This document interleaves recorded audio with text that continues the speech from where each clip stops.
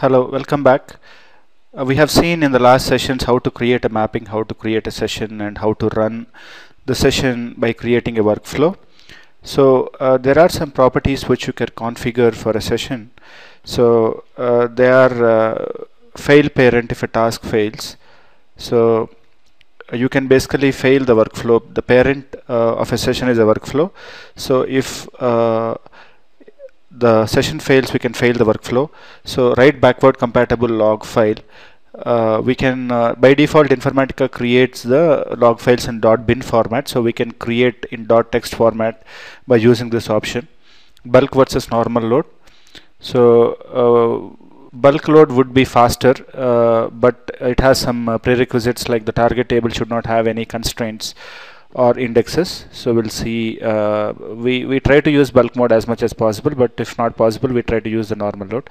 So save session log for how many runs. So you want to save your session log for 5 runs or 10 runs. So you don't want to save for too many runs also, because it will occupy some space, and if you don't need, you don't want to save. So what is a pre-post SQL?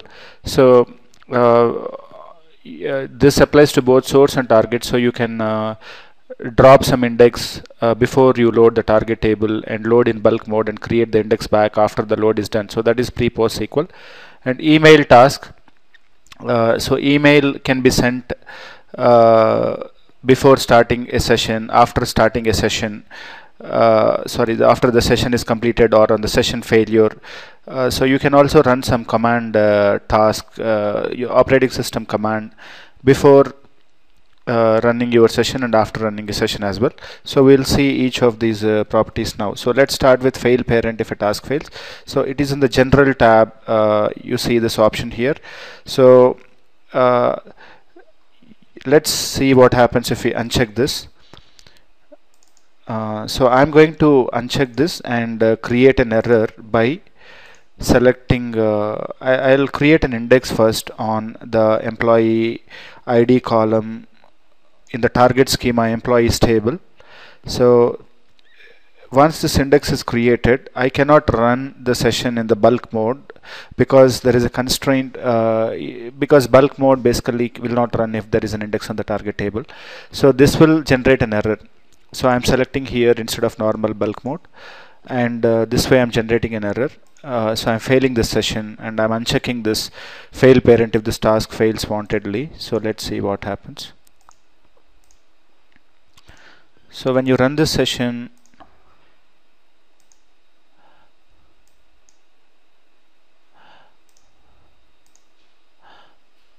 this is running, so it should fail because there is a bulk mode switched on, and yeah, it failed, but the workflow succeeded. If you see here, the session failed and the workflow succeeded. In earlier cases, both session and workflow failed because we have checked that option. So it is generally not a good idea to so let's see first why the session has failed. It will tell us here target table has index defined on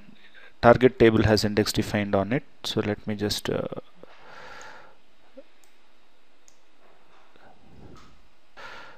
yeah, scroll to the place where the error is. So target table has an index defined on it, and the bulk mode is on the target table. So it is telling here the bulk mode is on, and because there is an index defined on it, it failed.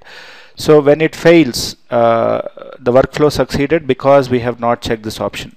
So earlier in all the cases we have checked this option.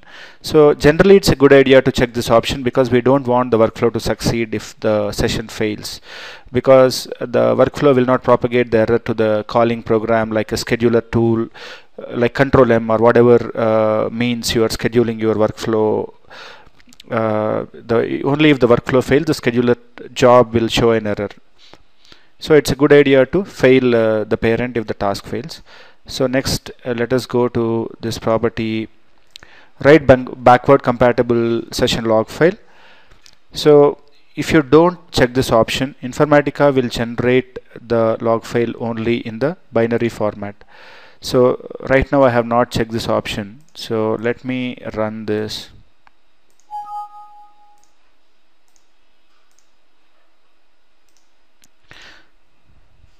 and let's see in the workflow monitor what it says.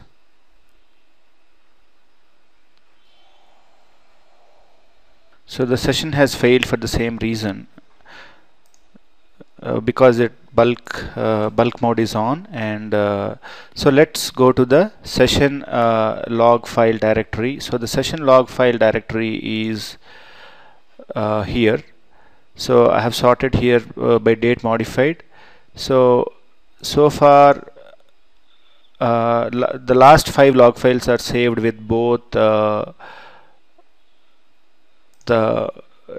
this is the text format, which can be opened in TextPad or Notepad or whatever, and any text editor basically. And this is a .bin format for the log.1. So log.2 also you have both text and bin. Log.3 also you have both. But the latest one, the log.log0, you have only the bin format, because we have we have unchecked the option write backward compatible log file. So if you uncheck the option, only the bin format will be created, and this is not readable in the text editor. So it is better to always check this option write backward compatible log file, which is here. So next, let's see what is save session log for these runs. So because we have given 5 here, we are seeing here in the log files directory, session log files directory, last 5 runs of the log file is saved. So if we give 10, the last 10 runs would be saved. So it would name it as log.10 till log.1 to 10. So we have to decide till how many log files we want to save for any session. Then let's see what is target load type.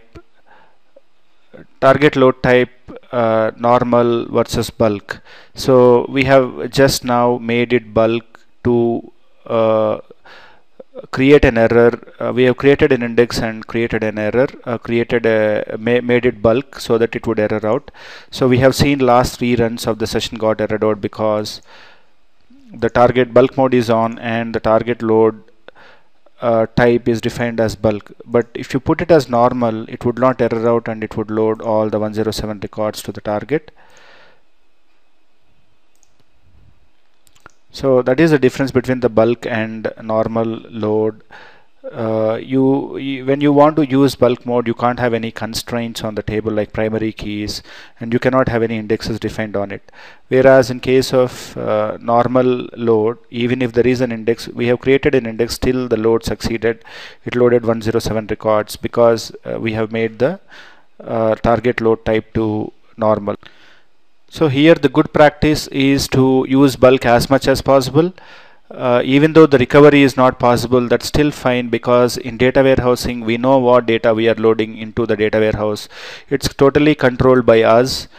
So it is not a OLTP system where users are doing a lot of transactions which are not controlled by us. So we know what ETL code is loading what kind of data from OLTP system into the data warehouse. So even though we should try to check bulk as much as possible, choose bulk as much as possible, but it may not be possible all the time. Suppose you are doing update else insert, it is good to have indexes for the update purpose. So in that case you can't really use bulk, it should be normal. So for inserts only, try to use bulk as much as possible.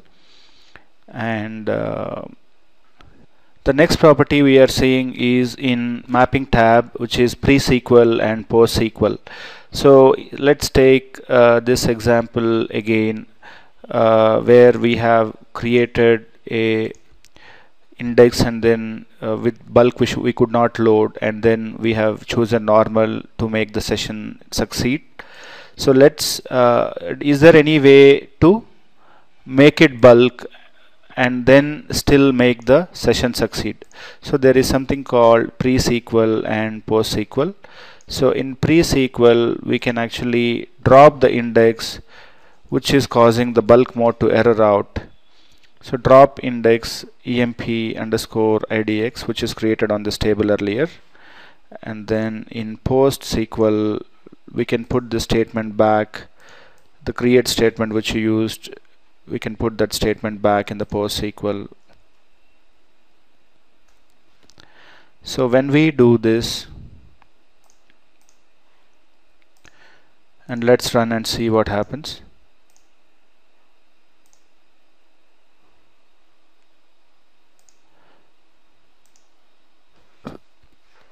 So the session succeeded here, and let's see the log file.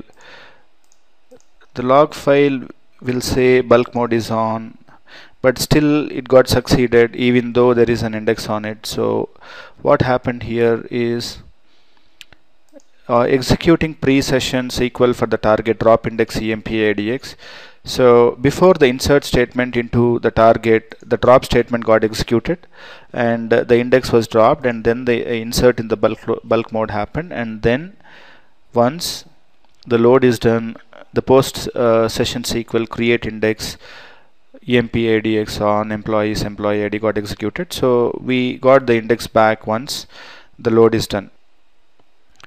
So we can check that by querying all indexes where table name equal to employees. So we can see here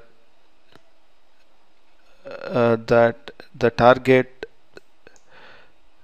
table which we created has EMP_IDX, which means the post session command has created it back. So that is a way to work around for using the bulk mode in spite of having the indexes. So we can use pre-SQL and post-SQL to get around this problem. So the final property I want to show you is pre-session command, post-session command, success command, post-session failure command, on success email and on failure email. So we can create a email task to inform a support team, for example, to notify the support team in case of a failure of a session through an email. In case of success also we can notify. In case of success we can run a command, operating system command. So let's see how an email task is done. So right now my server is not connected to the mail server, so I cannot do that here.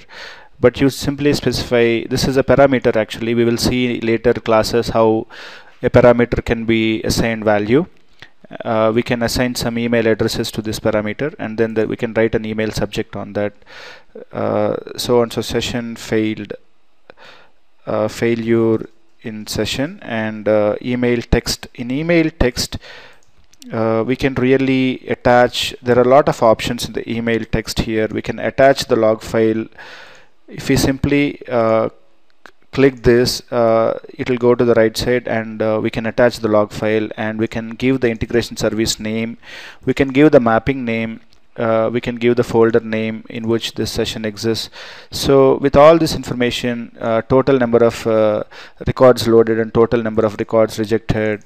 So Informatica has given variables for all these things, very important information for about any session. So workflow name and workflow run instance name. So when you select all these things, automatically an email will go to the list of users specified here with the subject notifying a failure. So that's all I wanted to cover about session properties in this.